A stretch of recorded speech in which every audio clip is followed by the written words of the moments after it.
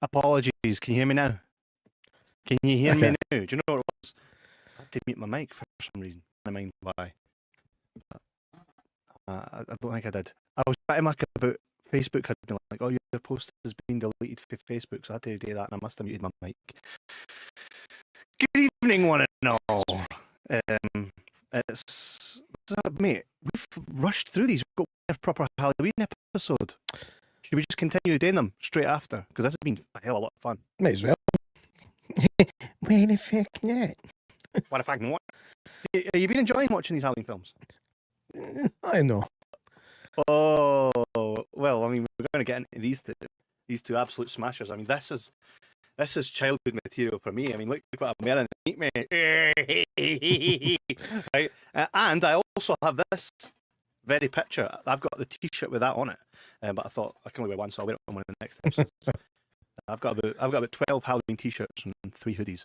But these here, this is what I grew up on, mate. This is what I grew up on. This was Halloween to me. I'm still in the I grew up on the first one camp. Nothing changed, no. That was really it. I mean, it is probably second place to the ones that I watched the most. Aye. Because I had it recorded off of Channel 5 Yes. back in the late 90s. That's how we done it. Had adverts on it and everything, had to fast forward them. But watch it enough times, you know when the adverts are coming, you can get your fast forward button ready and all that. So it was interesting to revisit it, but I revisited this one in a slightly different way because I watched the producer's cut, which Where is that? I've never seen before. Where is that? It was a Blu-ray. No, Wednesday! No, fucking Wednesday! And I'll tell you why it wasn't a fucking C's for that one, weren't you? Where? Show me it right now. I found it. Is that your grands? Is that your grands? I watched it in my grands bit just before I came here. Hi, mate, you got. I don't know what that means, but really, you don't sail the 7 seas. Who sails the 7 seas? Arr. Sinbad. J-Mac, honestly, you know that. Nah, I refuse to believe you didn't get what I'm trying to get at here. Or maybe I did, I just want you to move the fuck on, eh? Oh, well, here at one point I'll find the Blu-ray that you've been looking for, that you've got, because I've been looking for these ones on Blu-ray, and they're quite expensive. It cost me a fortune, man.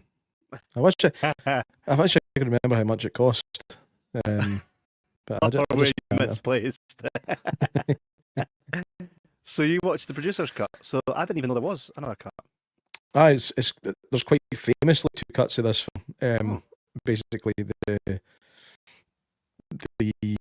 studio recut it and released it as what they wanted, as opposed to the director. I would say wanted, but what the director ended up making. I think there was a lot of problems with the production. But anyway, that's the next one. That's the next one. I'm talking 5 first. I don't see anything on this. What I did think was actually really beautiful is 5, even though it's an old DVD and it's a special edition, they've got they're like 5.1. Yeah, I mean, I'm like, on a DVD, that's pretty good. You know, options. 5.1 people have to hear.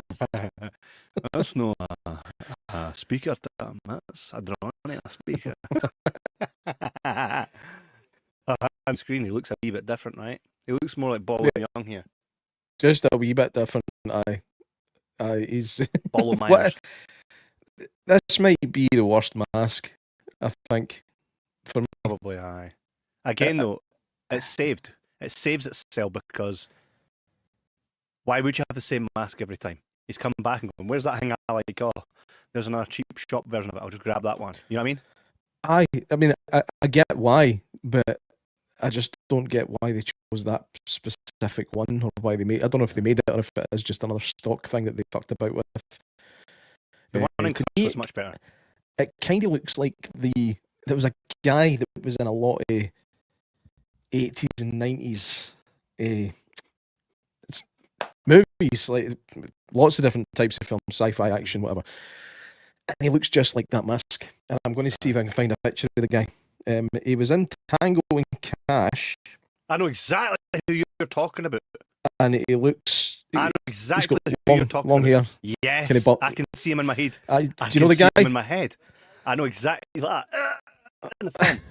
He's very teethy. I can't remember if he's teethy or not. I just remember him having a really bad English accent in Tango and Cash. Because they put a grenade down his pants and walk away. And then it falls at the bottom of his trousers. He goes, it's a bad dad. And it's just this terrible accent.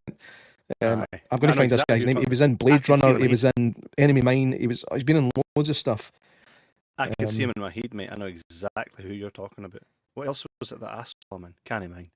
But here, I actually in the Curse of Michael Myers. See that? But we'll leave it after. Right? Found him. Aye. His name's Brian James. I'll just get a second to adjust. That's him. That's exactly who I thought. That's who that mask looks like to me. So it definitely does. We're going to, from now on, this shall be called a Brian James mask. Right? So, let me tell you this, mate. Let us tell you this. That part I actually laughed the most in Curse of Michael Myers is when Paul Rudd and the Strode girl are hiding and the door opens and you just see the shadow of Sharon Osbourne.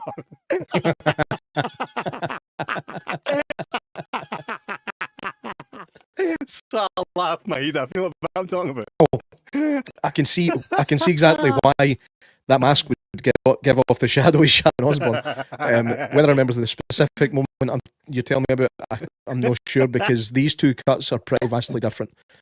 Right. But obviously we'll talk about that when we get to 6. Mm-hmm. Bonjour, dudes. Happy Sunday. Nice to see you, man. Bonjour. Oh, he's picking up the lingo, the old Barry lingo. Is he back home yet? I'm not sure.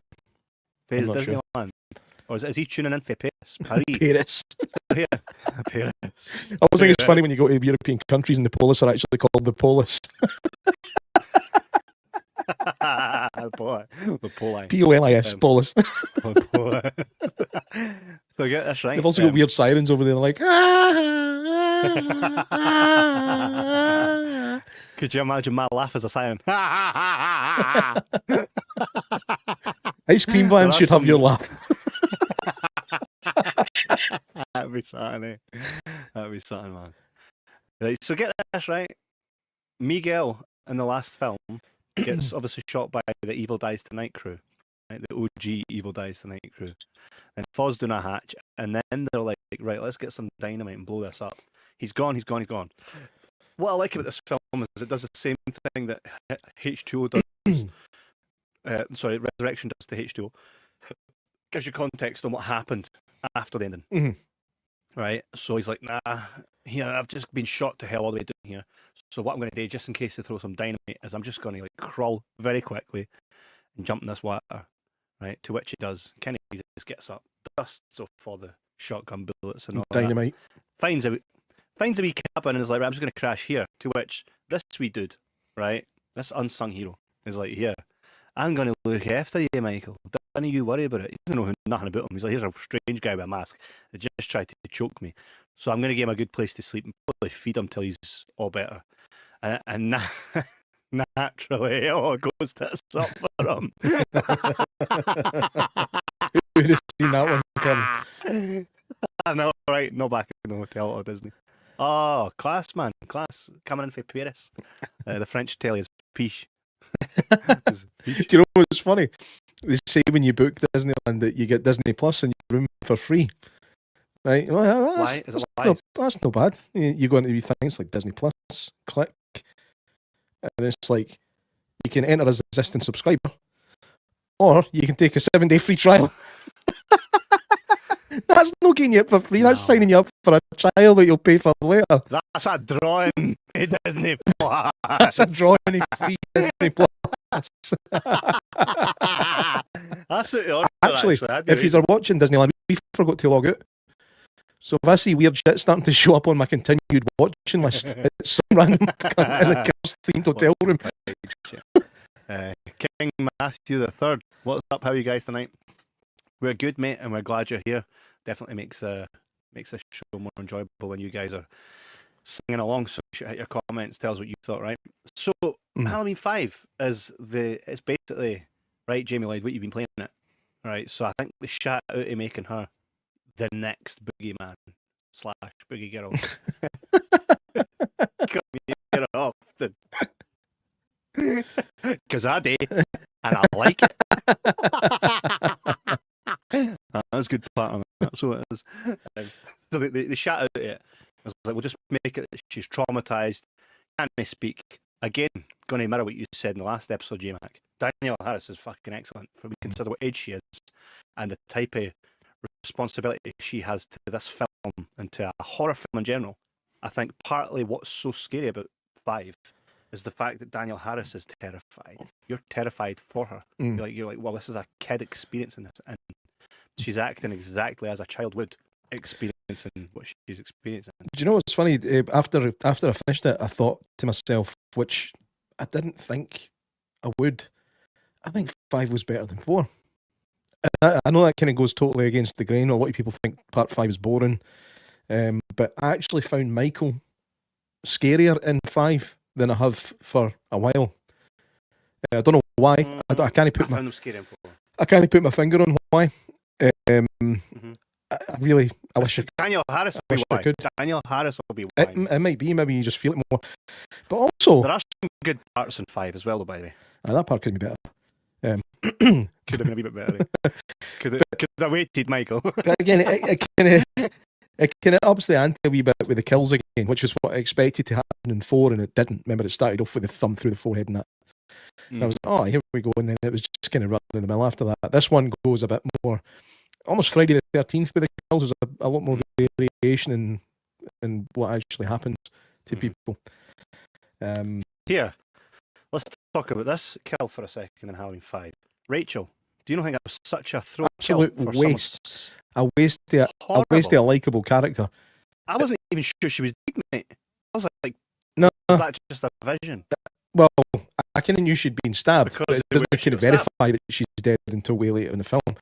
But probably smarts a bit, but I don't know if it's a definite kill. And the thing is though, the way that the kill happens is through the lens of Jamie's telepathic connection with Michael Myers, right? So you're like, here, is this something she's foreseeing, or has this actually happened? And it leaves it for so long. You don't see Rachel, and then at the end, you're like, oh, she did. And I think they wasted a good character because she was the likable one. In Halloween 4, she was likable, and then you see her in this, you're like, okay, so we've got her again. But no, we get the rest of the film with some fucking hopeless curly-haired brunette fud. Lindsay. No, Lindsay. No, it's Tina, I believe. Oh yeah, Tina. Sorry, aye. And this is what we'll touch on. Tina and Lindsay, they know the same person. Lindsay is in part 4, who looks a lot like Tina in part 5. Right? Remember in part 4, Tina, curly hair. Sorry, Lindsay, curly hair. They just change her name. Well, it almost felt like that because I kind of thought I'd seen her in the fourth one. No, but the way she goes on, the way she slots right into that character, they just essentially they changed the character. It's like, why is Tina acting just like Lindsay did? And where the fuck is Lindsay? Because she never died in 4. Aye. You know what I mean? So that was a bit of a strange one for me. I was like, what? Yeah, let me. They actually done. Hey guys, so sorry, I'm feeling well, so I'll catch you next time. Janice, peace be with you, pal. Hope you're all good. We'll catch you next time you're in. Be better. I mean, get better. Don't be better, man. Stick around next time. Be better next time, Janice. Disappointed. Just joking. Get better, pal. Get better. I hope you're doing good. Yeah. So in 4, she was definitely Lindsay, which I initially thought was the original Lindsay for part 1, which it wasn't. So it's a completely different Lindsay because the ages would have kind of matched. But then it's like, so Rachel and Tina are now pals. Tina just so happens. That's like me. That's like, well, tune in next week, Jibber podcast. Tune in. Hey, that's Jason Mac. And he kind of looks like you, but isn't he you? You get a really fat guy. Or fatter. Sorry, call him Big Mac. Big Mac. But the thing is, imagine like Jason Mack next week, and I'm saying, and I'm talking away to Jason Mack, and he's like, this isn't J, because I'd drawn a J Mac, I'd be screaming. It's like, why is he using our pattern? Like, do you understand that? That's exactly what happened here with Tina and Lindsay. They're not the same character because they look the same. You know what I mean? So I thought that was well out of order. Well out of order. It's an interesting perspective. And to just do in Rachel like that. Needed. Like, no, and she went through a lot. She escaped my. She was a good final. She was a good final girl on the last one. Obviously, aside from Jamie. Doug barking like hell. That's nothing. Aye. On Halloween. Aye, so really?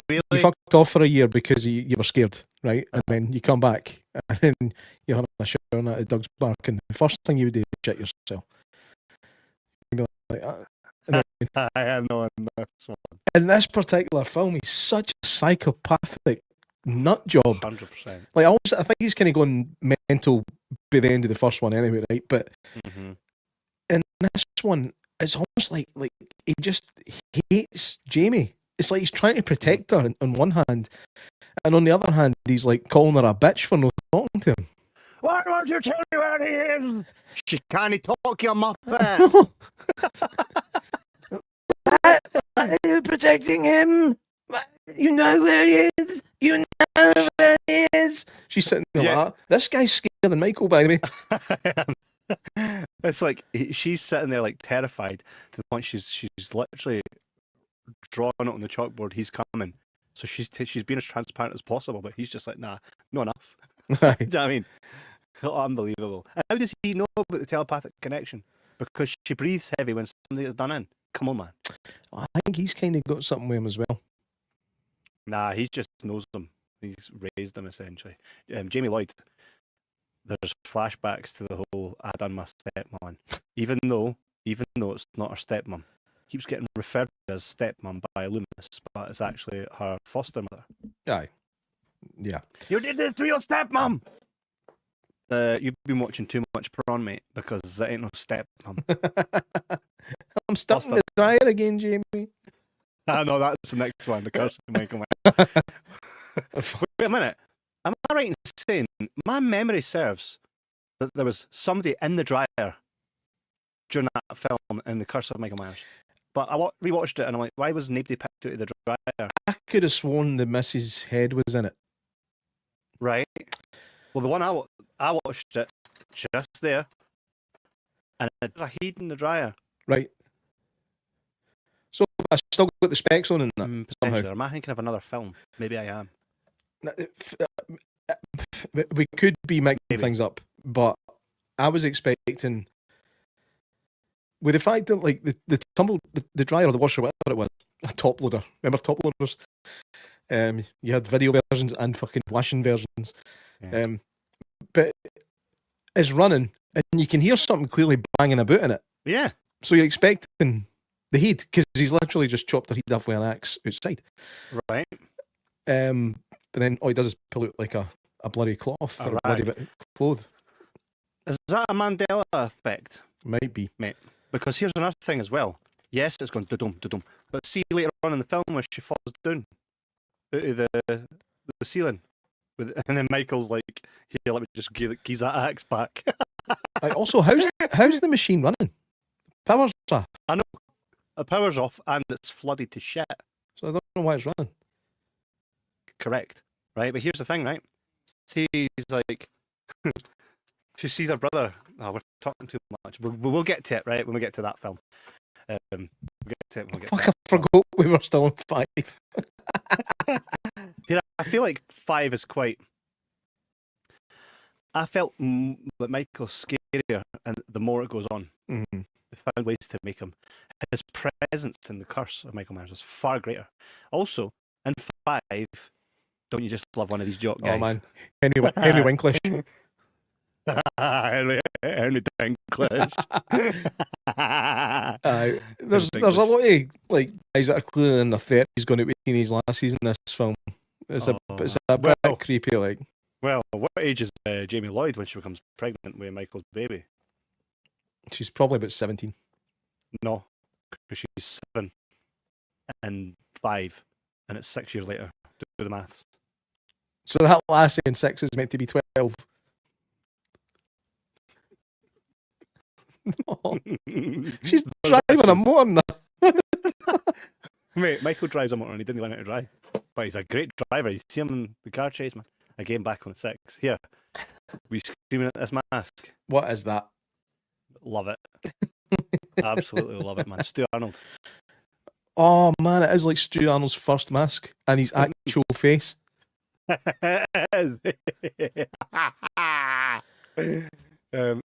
as well. Can you see me now?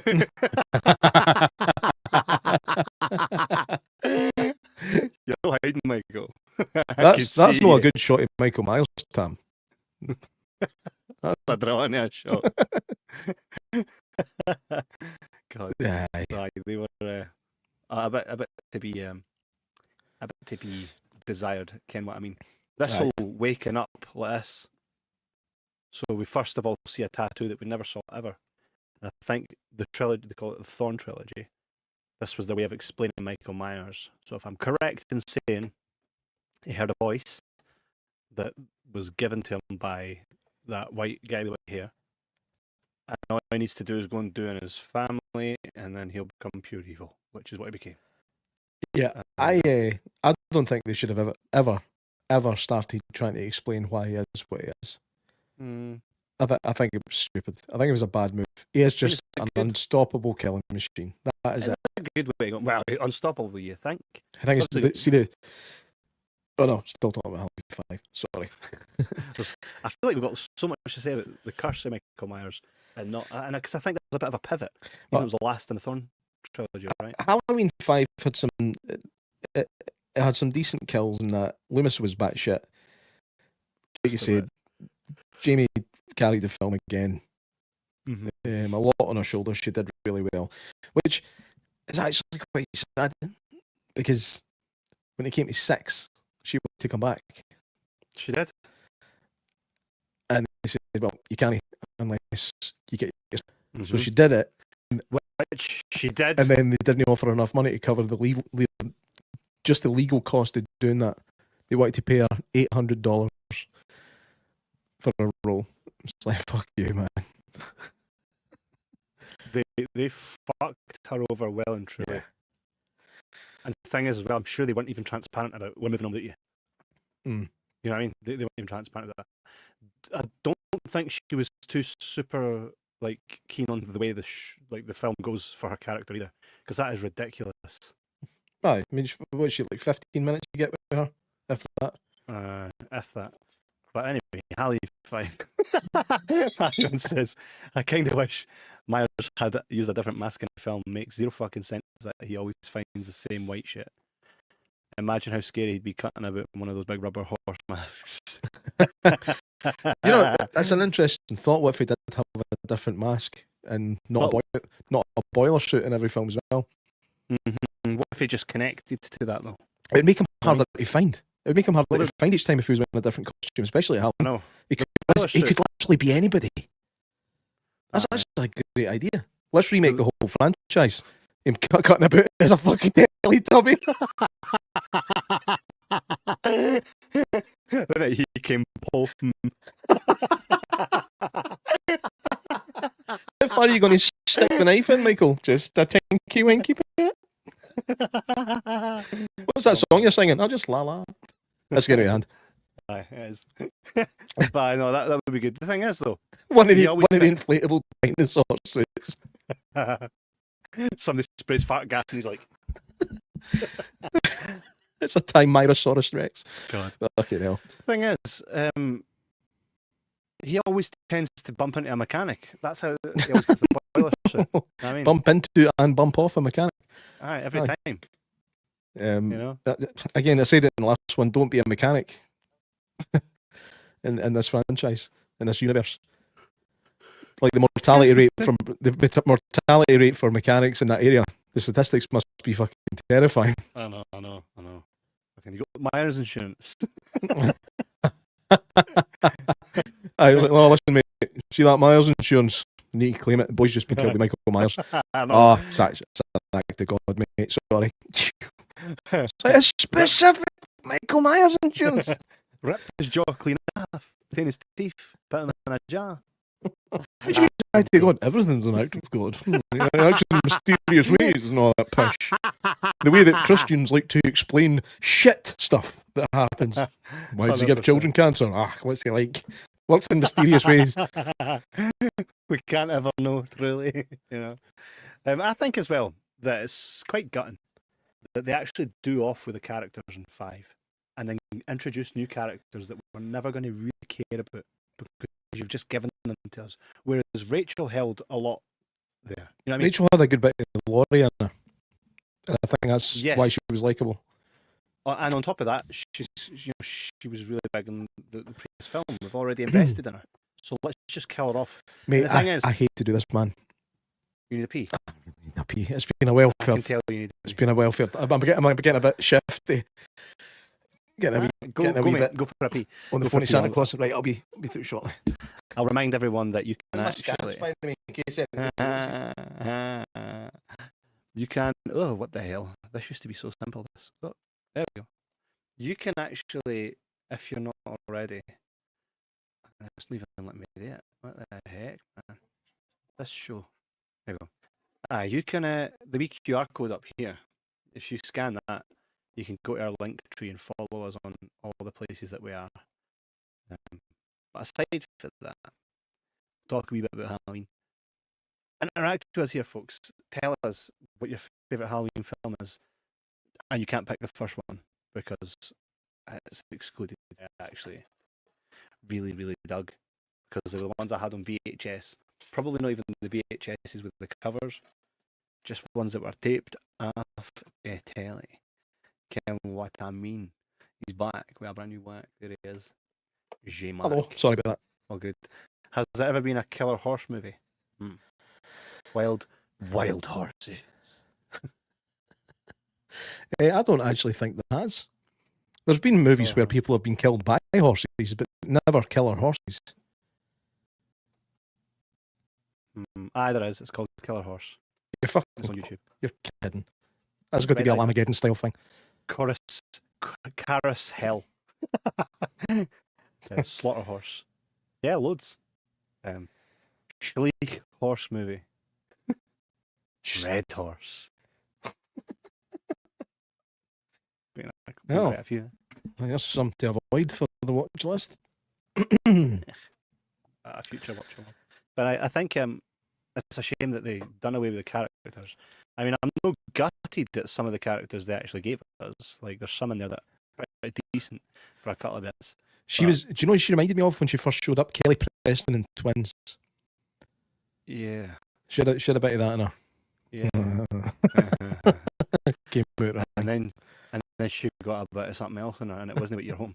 No, it was fucking David Spade scythe. for Wish getting his fucking end into that. Well, that's ridiculous. He didn't even. What? No. They got started. Maybe that's just in the producer's cut. I don't know. How heavy does the theatrical cut go on the whole cult thing? Pretty heavy. How heavy does it? You want? Magic stones that stop Michael from moving? No, never had that. I did. Was it no Stonehenge? Did you say? No, that was the third one. So it was, eh? So it was. It's bonkers, man. The producer's cut is kind of widely considered as being a better edited, more competent movie, more coherent, because like the theatrical cut is all over the place. It's like a lot of the times it's like watching a music video. When the music, I mean, it's just fucking flash cuts and flashbacks and just too much shit going on for the sake of it. We're talking about Curse of Halloween. Shit, I done it again, didn't I? Fuck's sake. Mate, look at that though, how naturally Curse has taken over the conversation at every point. And it's safe to say that the Curse of Michael Myers is actually far better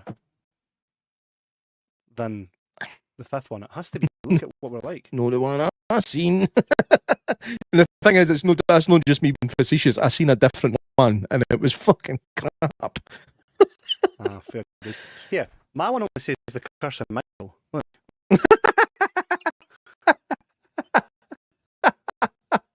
What the fuck? Is that a bootleg? No. Like, I don't mean deliberately. Is it an accidental bootleg? Nope. It's a genuine. You're genuine. Let's have a wee look. Why does my DVD say the curse of Michael? We'll get some. Because it's definitely the curse of Michael Mears. Nah, just Michael. Someone on Reddit wrote the curse of Michael Myers ? Nah, just Michael. With a picture of his DVD saying the same thing. So I love that. Let's go see what Reddit says here. Got this second-hand UK DVD today. Didn't realise at first, but it doesn't even have the full title. Both the font and the spine, yet the back does have the full title. Does it? What is that all about? Yes, it does. Yes, it does. It has the full title on the back. Just made me laugh. Is this a misprint or just called this when it was released back when it was in the UK? So someone goes on to say... And interesting. I've asked ChatGPT. Do you want to know what that's going to say? What does it say? Officially, the movie's correct title is Halloween: The Curse of Michael Myers. Okay. However, to answer your question directly, no, there has never been an official DVD or VHS or Blu-ray release titled simply Halloween: The Curse of Michael. That shortened title has never been used on legitimate home video releases. I got that for like HMV, so I fucking Well, can. see, there's this thing that happens sometimes where folk just release and sell movies without... But no for HMV, doesn't he? I got a Blu-ray of Orphans. Remember that? With Stephen McCall. He's like... online though. Aye, but I got it for Amazon. Which might as well be fucking Asda. You know, it's not like I got it on eBay. My Orphans is a legitimate one because it came from Park Circus. So it's weird. Early production material, Curse of Michael Myers. Everything says the Curse of Michael Myers. So I'm not saying that you've bought a dodgy DVD. You've bought a legitimate DVD that was released under dodgy pretenses. That's what it seems like. Well, let's see what they're saying on Reddit. I wonder if it was some strange UK thing. I've never understood why most people got rid of their home media. I need to ask them about that. Michael in H6 was fire. Aye, class. Well, I got to ask, is the producer's cut or the theatrical version? Just the theatrical, this was before the official release of the producers. I love both versions. Smashing 6 years after Presumed Dead in the Fire. What Halloween 2? Come on, man. Let's give that 6 years. Can we get the answer here? So this guy says, I used to have this on DVD. Honestly, still kind of sad I got rid of it. This cover always made me laugh. Should have kept it just for the memes. Edit. Also, the answer is that it was just a misprint. Does that guy know that for sure? Or is it just... There's no bootlegging about this. Like, let me see X scan it, right, and see if it's like non-legitimate, because they wouldn't be able to get. All right, okay. CX in the UK, like they wouldn't be able to take a bootleg. So it comes up. But there's on the picture says Michael Myers, right? But this is still... I wonder if it's rare. That would be cool. Like a coin with a misprint. I'm going to have to look into that one, truly. I don't think it's rare. Do you know what? I did find it was rare the other day. First edition Harry Potter book. Oh, where'd you find that? A charity shop. I was looking at DVDs, turning around. I always check for a first edition. I went, no fucking way, mate. £1. Bought it. I was like, oh. Then I sent it to Todd, who's big on his first editions. I was like, Todd, this is a first edition, right? Proper one. Confirmed it. So, worth a wee bit. Class, eh? Do you know how much it's worth if you check? There's some similar going for £7,000. Yeah. That wee proviso is similar there.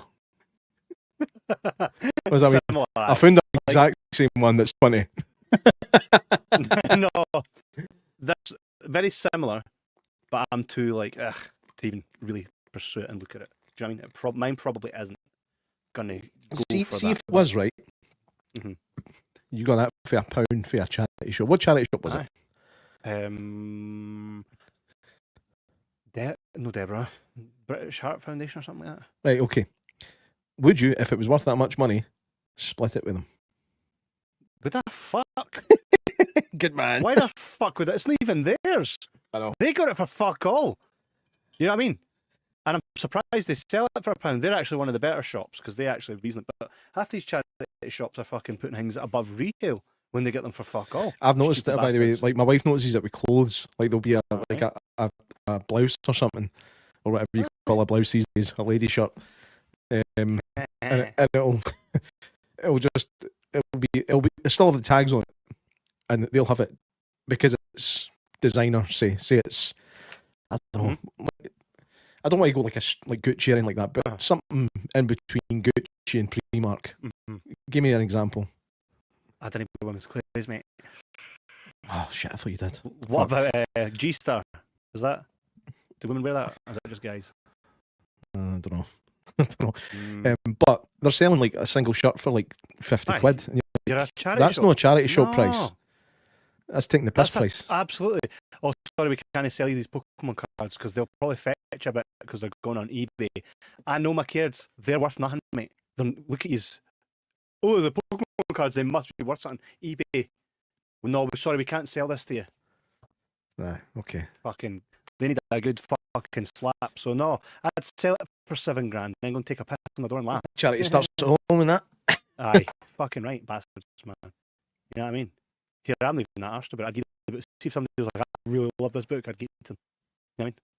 You just take my shit, aye. No, I'm scratching my lip. I've got it. See, no, sometimes like where your sock sits all day. Aye. That top bit gets itchy. Saying, this is a 6th installment title. Full DVDs like to be cursed. Either that or a dwarf's having a really good time next to me. Anyway.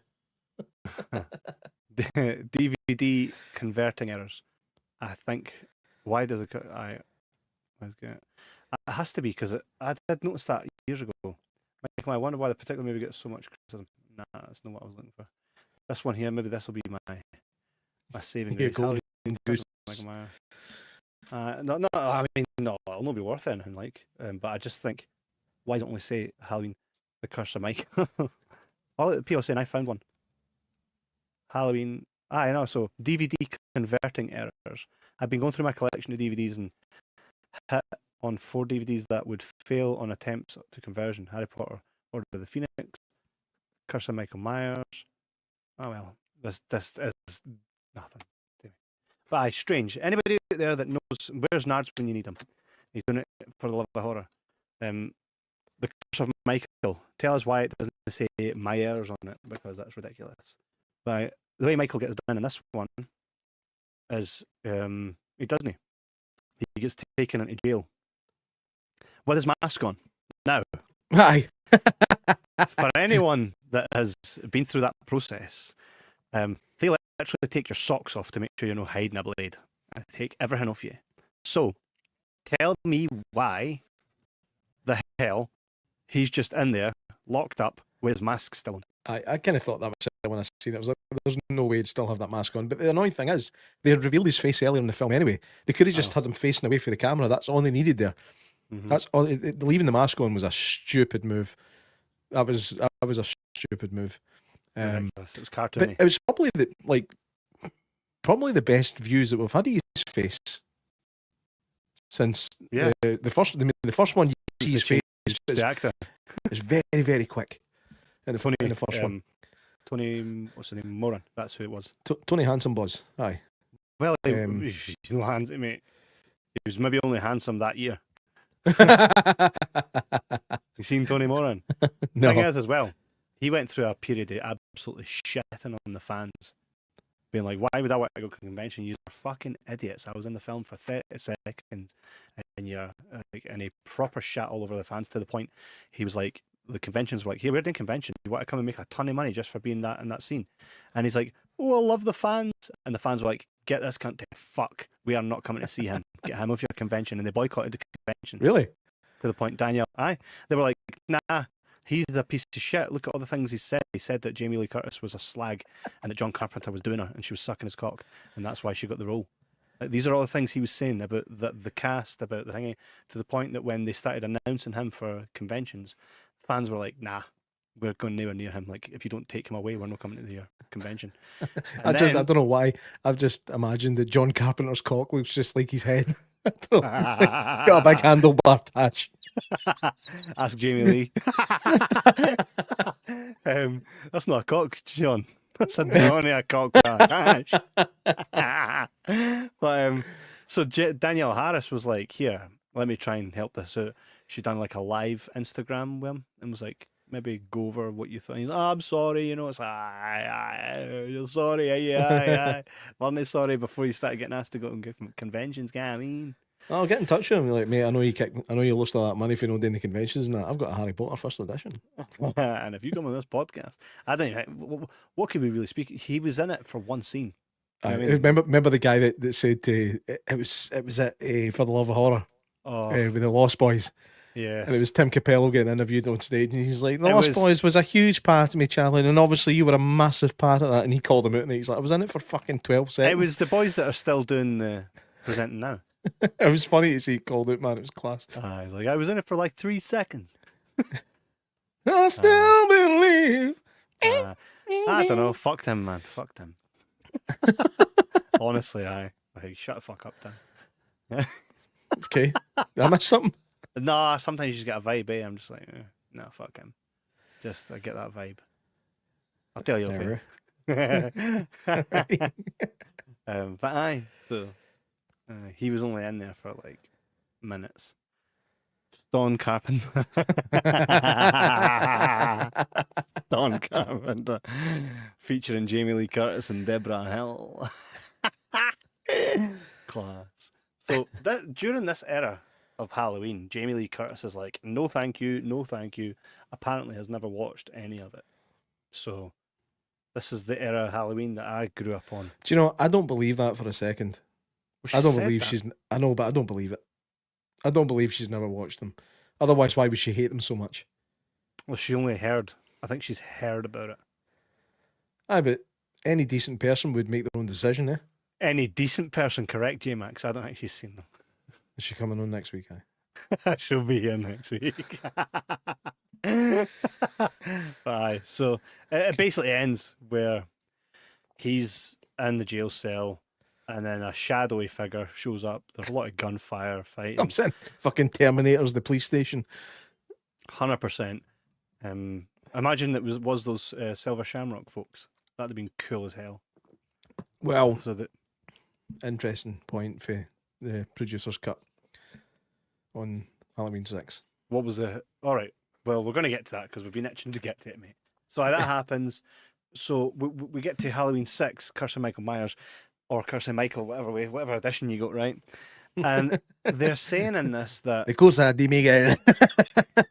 they're saying in this that night Jamie Lloyd disappeared, as did Michael.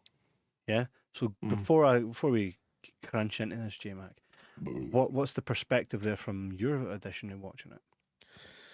There's the basics are essentially the same. That they both disappeared that night. A lot of the stuff in it is the same, but they lean really, really hard into the cult thing, which is a Celtic cult. Yeah. Which goes back to the Silver Shamrock thing. Paganism. Aye. Right. Which, well, Halloween's a pagan festival, so it kind of makes sense. Yeah. That was me, like I was imparting wisdom there. Who doesn't even know? Doesn't know that Halloween's a pagan fucking festival? But it's funny though. It's like it started as a pagan festival, and it just ends up an excuse for lassies to go dressed as slags on Halloween night. But there are similarities, but the one of the best things about Halloween 6 is because it's moved into the 90s, they're kind of going more for the younger crowd, the MTV generation. A lot of, like I was saying earlier, a lot of quick cuts and stylized shots and a lot of gore. Like there's a fair bit of gore in it. Like the first kill that we see when that boy gets his head snapped, like it's like, and then you see everything popping out, and it's quite minging. The producer's cut cuts back on the gore for some reason, so all you see is the guy's head going like that, and that's his neck broke. Yep. There's Jamie Lloyd getting killed is a lot more tame in the producer's cut. Did he turn the machine on? Nope. Michael comes out of nowhere, sticks her with a knife off screen. You don't even see the stab. She falls to the ground and says, "You can't have the baby, Michael," and that's it. But then at some point they say Jamie Lloyd's body's been found outside Haddonfield. Daughter Loomis is like, "Get in the car!" So he fucks off, goes to see her. And although they've said her body's been found, she's still alive. There's something wrong with that. Something's not quite adding up with her body's been, like, you would say she's been found badly injured, not her body's been found. She dies in hospital about half an hour after it. Stupid. But considering that the producer's cut is meant to be the one that's better edited and more coherent, that was, to me, seems like a big mistake. Unless I watched it wrong. Nards, please correct us later if I'm wrong. But aye, it leans a bit less on the gore. Michael does. What happened there? I don't know, but it happened for me too. You went, Michael D. I got a wee buffering hanging, haven't Oh. Michael, in the cut I'm imagining you watched, he gets his head stoved in with a fucking pipe. Yes. And all this gunge starts coming at the mask. Aye, and in my version, he walks away wearing the outfit, the black hat and the coat that the guy that killed everybody at the end of Halloween 5 is wearing. Very strange choices for the version I watched. Interesting. And I'll tell you why. Before Nard says, I think I saw 6 before I saw 4 and 5. Always kind of liked it until I watched it recently. Well, by the way, I think that Michael has a better presence, even though that picture probably doesn't do the best. Right? He's definitely got a real presence to him. I hated the fact that they recast Jamie Lloyd into the singer for the Cranberries. Do you know, I had a bit of a Mandela effect with that. When I was watching that, I could have sworn that she was played by. Give me a second. I need to bring her name up here. Did you ever see The Craft? Yes. Are you thinking that lassie that's also in American History X? Robin Tunney. No, that's Firuza Balk, no her. I was convinced. What? Firuza Balk. Aye, that's a name. I was convinced she was played by this woman, Robin Tunney. All right. Does look a lot like her. But it's just no her. And mate, Paul Rudd is Tommy Doyle, which is quite cool that they brought Tommy Doyle back. All these years I forgot that he was Tommy Doyle. He's still a more likeable Tommy Doyle than the piece of shit we got in the new ones. But his acting leaves a lot to be desired, unless he was taking the piss. Like, maybe he was. Do you know his performance was really shit? I think the first couple of lines that he said were a bit much. But I think the more you get into it, you're like, he's meant to be like your conspiracy pal. I don't know, he just doesn't have the intensity for it though. I mean, he was a new actor back then. This was the first film he ever made. Even at the very end, mate, when once he's done Michael Myers and he just goes, and walks away like, I'm starting to wish I'd watched that version again now. After he batters him, he's like, Also, another one that was edited to fuck. Uh-huh. See, one of the best characters in the film, the piece of shit dad. Fucking he was class. Biff Tannen all grown up, right? Mate, that was 100% Biff Tannen. Aye, like, that was definitely Biff Tannen as a father. This 100%, 100%. Absolute piece of shit. Fucking, like, I mean, to be honest though, their daughter only looked about 5 years younger than them. Right. It was a bit strange, a bit of a strange cast. She's supposed to be at college, but she looks about 38. Aye, she definitely has age on her side. No explanation as to why she left. She came back 5 years later with a kid who clearly is older than 5, so that, like, it doesn't make sense. Aye, and he's sitting at the breakfast table and was like, things were going fine until you came back with that bastard child of yours. You're like, that's your grandson? You're a proper piece of shit, mate. I know, that's literally anyway, when he meets his well-deserved end, it's quite entertaining. Aye. Like, stabbed into the electrical box and then his head explodes. Seeing the other one? He gets stabbed into the electrical box and goes. I'm glad I didn't watch that one. I was looking forward to that bit because I've got a core memory of that being a quality kill. Aye. But then no, he just gets electrocuted and dies. I like he's like one of the only characters in the Halloween franchise that's like no scared. No, he's just taking the piss out of Michael right up until he gets fucking malkied. 100%. It's like, I'm not scared. So you don't get that same type of thing. Matthewman says, Kevin's my conspiracy pal. Well, let me tell you something, my friend. I'm no. And do you know why? Because I don't talk in conspiracy. I talk in facts.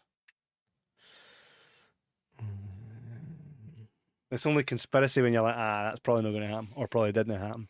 But when it's factually out there, I think you were convinced the Earth was flat. Like, and I'm not convinced the Earth's flat, a cookie, a star, or anything, mate. How are you so convinced the Earth's one way or another? You've never been outside it, so you don't know what the Earth is. see, You don't know what the moon is.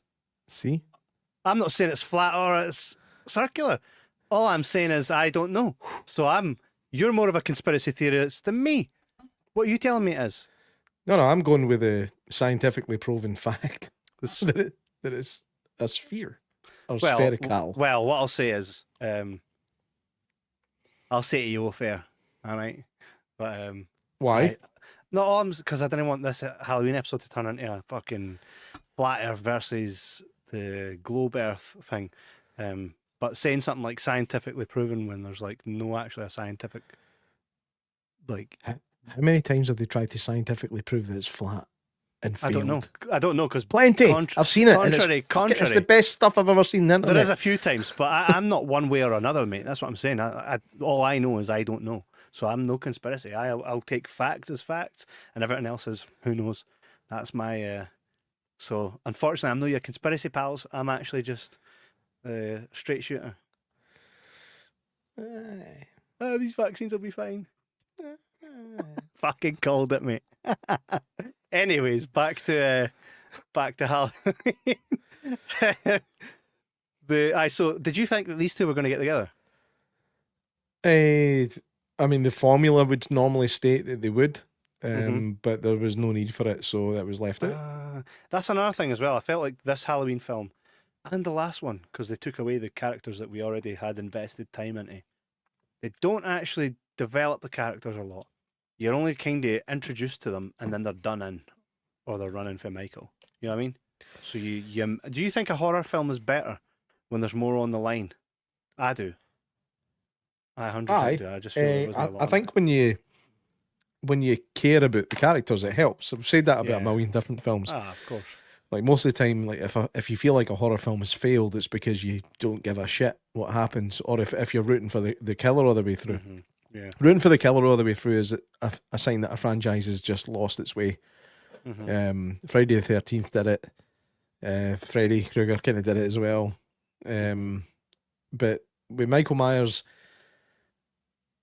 it never really happens, to be honest, because he's terrifying. In fact, no, I would argue that in Halloween 2, there's not really much going on that you care about. Jamie Lee Curtis, Laurie Strode spends most of it in a hospital bed. And in Halloween Kills. Aye. And here, Resurrection's the only obviously the only one where you're like, get them, Michael. Hey. 100%, aye. Motherfucker. He batters Michael Myers to fuck. Buster Rhymes. Can't wait to get to that none next week. Was it him that did Pimp My Ride, or was that somebody else? Was that was that was him, wasn't it? Was it? Evening Gentleman. What the fuck? Evening to you, good sir. I could tell you're a man of class. Aye. That seems like the type of guy we might end up wanting to engage with. Here, what was this all about? Why the introduction of Danny? And also, they're all the Strode's family, but they don't actually tell you what part of the Strode family they are. It does. Maybe just in my version. I believe the piece of shit dad, is Laurie's dad's brother. Doesn't tell you that though. I had to look that up.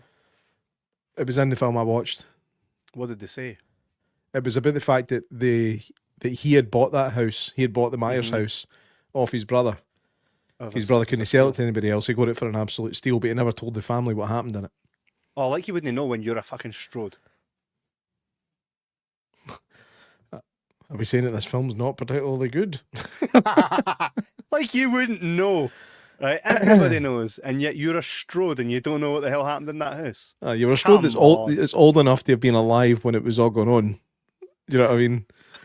Like, I don't know. I don't know. Maybe it was one of these things. The I said cunt by accident. I was going to say country, and then I was changing it to town, but I stopped saying country at exactly the wrong point. So I apologise for that. Happens. So again, just a bit of nonsensical pish. This film was a shit show for the beginning, though. I think it had 11 rewrites, Yeah. which is never a good sign. No, I think The Predator had a good number of rewrites as well. Change. All right. It was a bit of a shit show here. I do like the wee callbacks though. She got it really tight for what she done. Like, she basically did nothing. She was just a person. She's just a nurse. no, well, she did. She was. The She one helped that Jamie. Aye, and let her escape with her baby, and then was like, But I don't think I'll take. I don't think Michael's not got the capacity for that. He's not got the capacity to go, "Oh, you helped the lassie I'm trying to get, so I'm going to kill you." He was just a person that happened to be there. Yeah, she was just a person that happened to be there. That's it. Did you see that scene where the guy's like running away from Michael, and Michael's walked this is him walking as fast as he's ever walked. Right, he chooses his time when to run like to walk fast and when to go slow. Because the part where Paul Rudd's got the fire extinguisher and he's battering that door and it stops and Michael's still walking slowly, and then he does it quicker. Michael's walking so slow, right? Yeah, but then I didn't get any of that stuff. None of that stuff is in. Nah, but I know the bit you're talking about where he flattens the guy's nut against the fucking bars. Turns him into a burst pitball. And it's funny, I'm like, I love how they were just like, here, we're just going to shut this. What's really funny though is like you can see where it's going, right? Like he's pushing his head against the bars, the blood starts running down his you hear the crunching, and then it cuts back to Michael, you just see him going like that. And then the bars fall, but just the way that body hits the floor, the wee flat head goes this. It's comedy so gold, true. Man. It's so true. Loved it. And you've got no sympathy because he's one of those people for the cult. And Paul Rudd has no sympathy because he shuts the door on him. He's like, "Hey, no, Michael." The endings are completely different. Like our ending ends up like in like a basement full of folk with robes. She's got flowers around her head tied to a table. Paul Rudd comes in and puts a knife to Dr. Wynn's throat, and it's all over the place. It's madness. This is something this really made me laugh. Right, see, right at the beginning, I can't mind if this is in the theatrical cut or not, but is there a bit at the beginning after the baby's born where you see somebody drawing the symbol on the baby? Yes.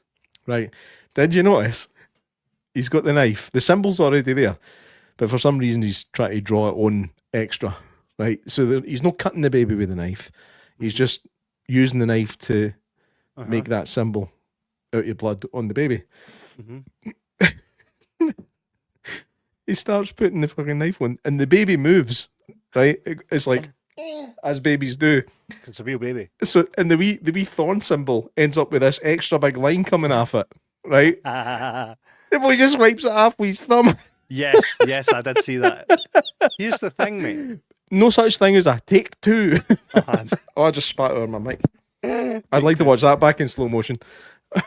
Mate, the thing is, why do we feel the need to see did you see the baby fully naked? I thought that was a bit much. It was a done thing back then, man. Like it wasn't unusual to see fully naked children and babies in films, and it's weird. Like even the first Superman film, when Superman first arrives on Earth, stands up, his wee bangers flapping about. You're like, what the fuck is this? This is weird. Yeah, it's weird to look at all. I do not like it at all. And then when you consider it's like they're doing a ritual and all that. The slimy lizard guy might like really it. Sick. He might like it, but no, I felt really like, go and just get this away. There was no need for that. They could have shot it for like the waist up. You know what I mean? Aye. I felt there was no need for that, but I suppose you're right. It was the done thing back then. Mm-hmm. There's a lot of rules against it now. That's why you never see it anymore. And you would think then when they done the producer's version that they would cut that out, no? Well, it was still. I think that version was still in that time. Was it? Yeah. When did the producer's version come out? I wish I could remember. It might be like 2000 or something. But it was a waste of time. Like it's just it brings back Sam Hain from Halloween 3. Yeah. Remember the festival, Sam Hain? Well, it's pronounced Samhain, which nobody ever looked up when they were fucking making the movies. Which just annoys me. But Tommy Doyle is in. He's in Michael's clutches. He's got him by the neck, and he just goes, "Sam Hain." Michael just puts him down. That doesn't happen in the one I watched. No, this is the producer's cut. Again, it's like, and then these wee round rocks that have somehow got the power to keep Michael at bay. It's so silly, man. It really is. I mean, I know the theatrical cut's really silly, but the producer's cut takes it to another level. I know it's a Dimension film, so I imagine the Weinsteins were behind it in some way. Now we understand that scene. Oh, fuck. Damn. I'm joking. It was a bit much. I liked this. I thought the film was pretty, like, what I liked about it was Michael's presence was definitely like, oh no, you better run. You know what I mean? Aye. And the mask is better, even though it's got mental hair. Look at that fucking haircut. I know, man. Sharon Osbourne walking in to get you.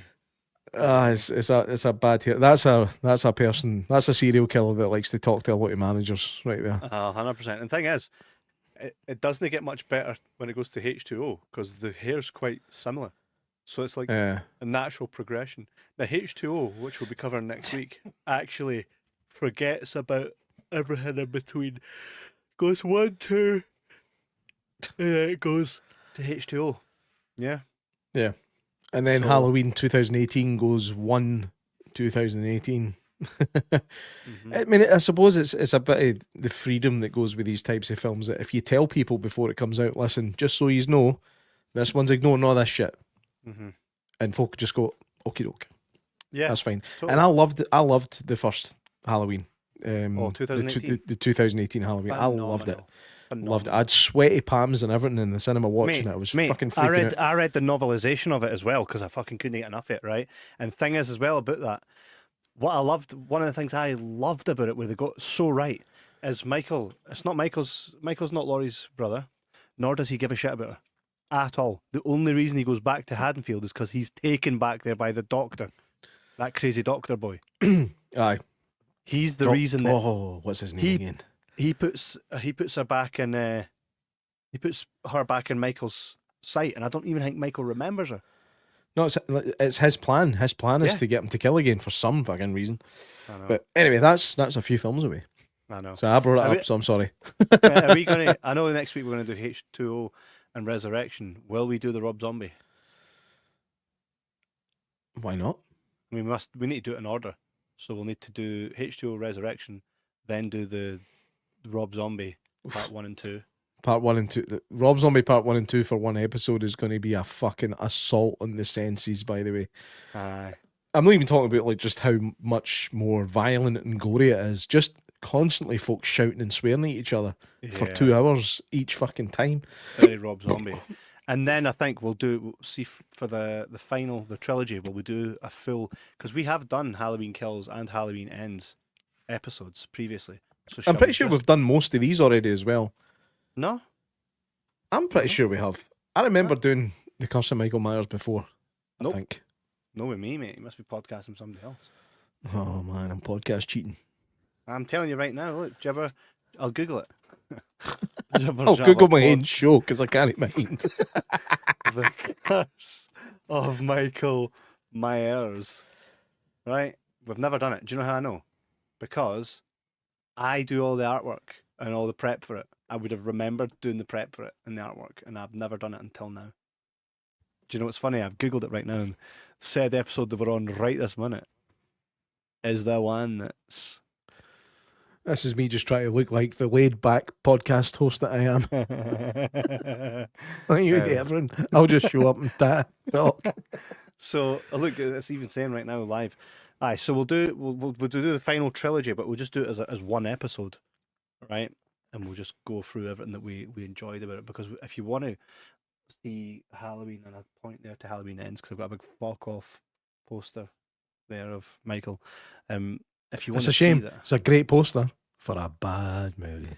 Well, you know, because when we first watched that, we went in expecting something and got something completely different, right? Let's see how 1 watch Nard's take on it first, and then we'll go watch it again and go in with a different perspective and see. It'd be really interesting because we did do kills and ends, but so we'll do the trilogy as one final hoorah to the Halloween movie marathon. That's been class, mate. We've scalped all the fucking Halloween films. It's not been easy, by the way. And No, I, I know. I think obviously the hardest obstacle for me was Halloween 3. Aye. And it still has been the hardest obstacle, and it will always remain the hardest obstacle when it comes to the Halloween franchise. I'm so looking forward to our next two because I have nothing but fond memories. There they are, mate. H2O is watchable. H2O was class, mate. I don't know what your problem is. It's got, what's his name? LL Cool J. And is that Michelle Williams in it or no? It is. It is. It is. That's Heath Ledger's wife. And a very young Josh Hartnett. That's right. She played the son, eh? And then in the next one, I love how like they marketed her with the same stills from H2O, because in it she's got long hair and looks nothing like it. She's no raging or nothing. She just gets done in right at the start. But they marketed it like she was in it. See how they done that? It's like, Is her name on the cover? No. No. It's absolutely not, and it makes sense that it wasn't. I'm just checking it here to see if it says. And by the way, Halloween H2O was going to be called Halloween Homecoming, and I think Homecoming would have been a better title. That's not a bad title. Quite like that. H2O Halloween 20. I bet Homecoming. It's kind of almost makes it sound like he's coming home, whereas it all takes place in a completely different location. So true, but the thing is, Homecoming though, is that not like it's a school thing. Aye, you're right. Homecoming. As I agree with you. Good job. What better for Spider-Man? Resurrection though. Tyra Banks and Jamie Lee Curtis looking like that. Tyra Banks. And look, she like this on the front and like that on the back. There's pet peeves I have, right? And I don't know if it happens much now on Blu-rays, but there's pet peeves that I have with DVDs when they decide to get lazy on the cover art. Really, I do. Like fucking. The thing is, that cover for Resurrection is awful. Like, not just the Jamie Lee Curtis part, just the whole design is fucking horrendous. It's not great when you consider they get paid a lot of money and they've got Matthew Mann level Photoshop talent. It's quite unfortunate. Exactly. So next week I'm looking forward to it because we're going to be smacking through Resurrection and H2O. I'm looking forward to rewatching them again. It's been a blast actually going through these, really enjoying it. Aye. So thank you everybody that's tuning in tonight, that's watched. Smack a wee review or whatever, like the button or any of that stuff. And we'll be back next Sunday with another episode. Halloween marathon. J-Mac, anything you'd like to tell these fine folks before we bid them fair due? Do you know, when we first started the show tonight, I made a point in not speaking over you at any point based on that wee sneaky insert you put into the intro. And then you never even had an intro. No, I thought there was no fucking point. The only time I need to do an intro, mate, is I have to fucking pre-record it and be like, hey, today we're here. You know what I mean? I was like, nah, fuck that shit. The thing is, I shagged one sheep. You know what I mean? I did it one time. The time you told, last week, you told me, I've got a wee thing I'm going to say, and then I'll let you continue. But then as soon as you're like, hi, I'm Kevin Wells. Today, this week we're talking about that, and I was just like, oh, I'm here to.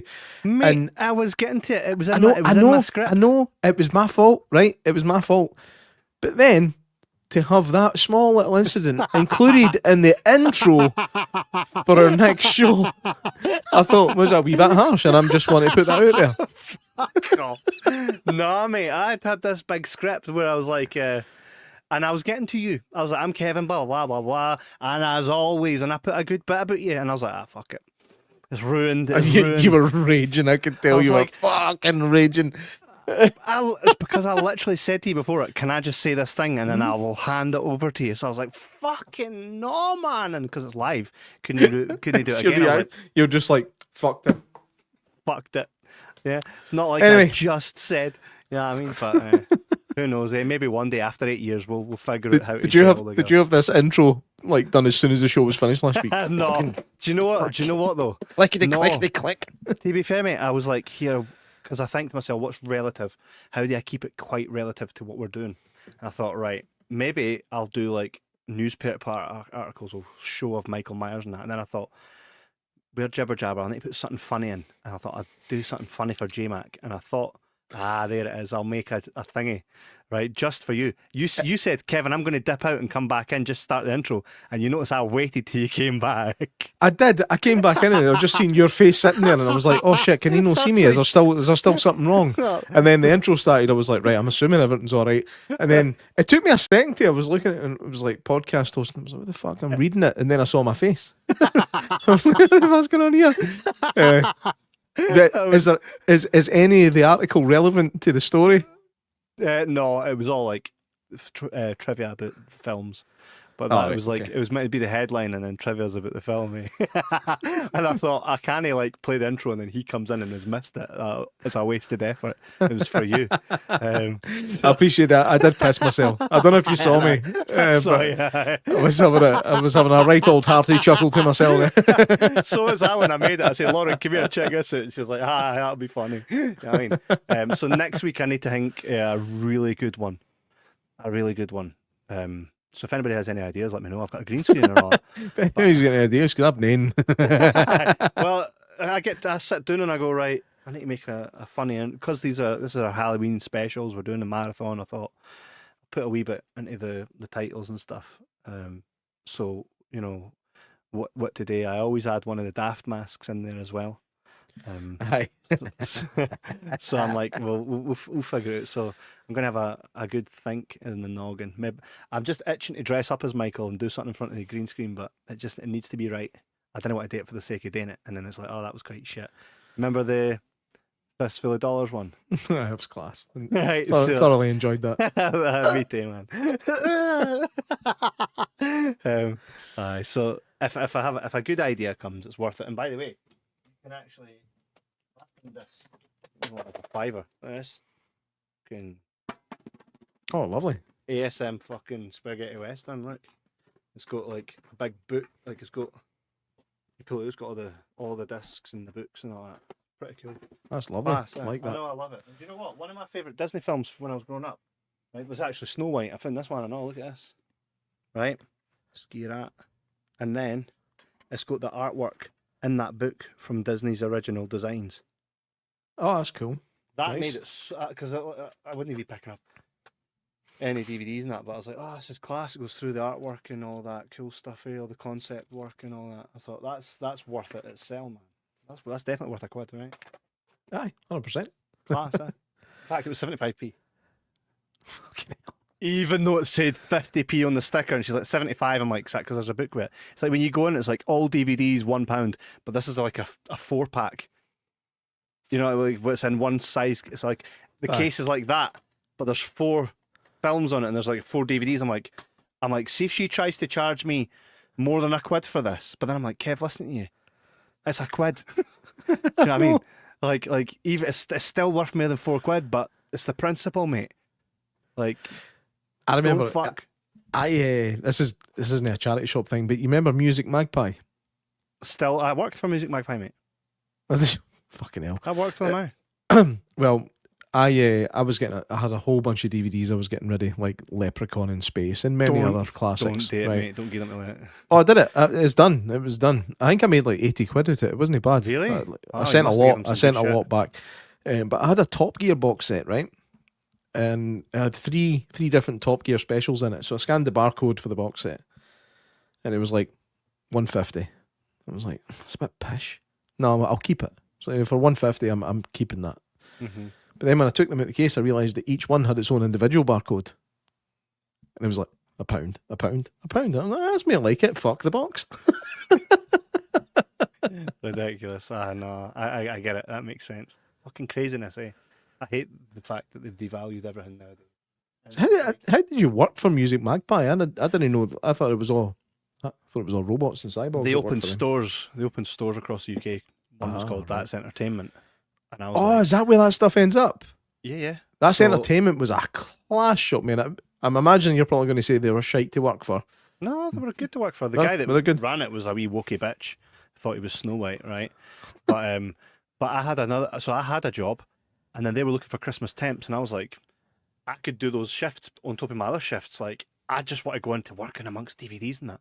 and I'd get up so excited, like, I can't wait to go to work today because we're getting a delivery. Oh! And I'd be like, whoa! I'll put that I couldn't to the side. imagine being that excited about Mate, anything. oh, I was so loving it, mate. It's like me Nintendo going, games. oh, snooker cues everywhere. Right, Oh. mate, imagine you have to go to work, right? And your job is that you get to drink Westons whilst playing snooker and being around people that are into snooker. Don't like Imagine what you get paid snooker for folk. Imagine you get paid for that. Like, for me, like, this was heaven, mate. I went in there and I was like, folk would come in and I'm like, yeah, we're looking for this film. Fucking follow me. They're like, right, and all the staff that were in there were like, oh, we hate coming in. I'm like, cool. The guy's like this, right, so we need to, we're going to, can someone build a stand of cult classics? I was like, this way to me. I was like, he's the stand, cult classics, Rocky Horror Picture Show, where's Labyrinth? Just Rocky Horror Picture Show. Rocky Horror Picture Show. Rocky, that's the first shelf. Rocky Horror Picture Show. Lost Boys was there, mate. I was all over that. All over that. But I said to my wife, I said, this will not be forever because this will shut in about a year because this will never make money. And I was correct. So it went down. Wouldn't it make money in the location it was in? Oh, hell no. The leases were far too expensive. Oh, ridiculous. But either way, it was fun and it was really just a passion. Like, I wouldn't have been arsed if I got paid or no. It was just so I could be in amongst DVDs and nothing better than getting like 10, 12 big fuck off boxes full of somebody's. I'm gutting these out. I'm like, right, where are my favourite films? Aye. That's not going on the shelf. That's in my bag. 100%, mate. But I'd pay for them, like, but I'd get a discount on them and all that. But I'd be like, right, nah, that's not going out. That's not going out. That's not going out. I was like, this is the best day, mate. My wife, I'd wake up going, there's a delivery today, and my wife was like, are you all right? I'm like, fucking, I'll go in early. I want to catch his delivery. What time's your shift start? 12. I'm going in at 9.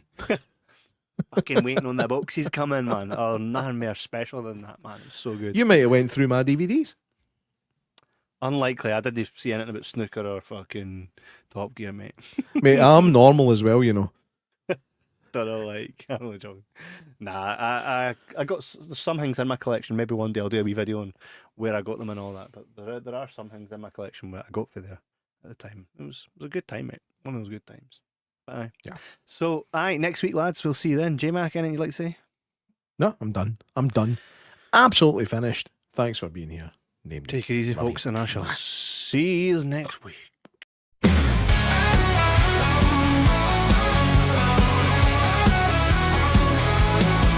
Kevin on the mic, sharp like a blade.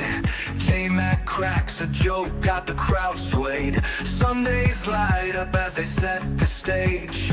Two voices cutting through the digital age. Oh, Kevin and Jay, they roll like thunder. The bond isn't fake, it'll pull you under. They laugh, they clap, but they never found her. Brothers in the spotlight, no love is louder.